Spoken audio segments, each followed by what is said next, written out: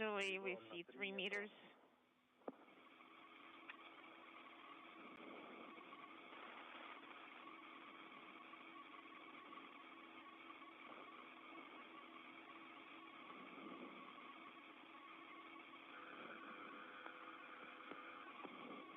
We're expecting contact.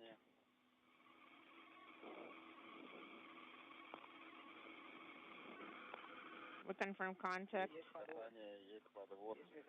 We have capture 2232 capture.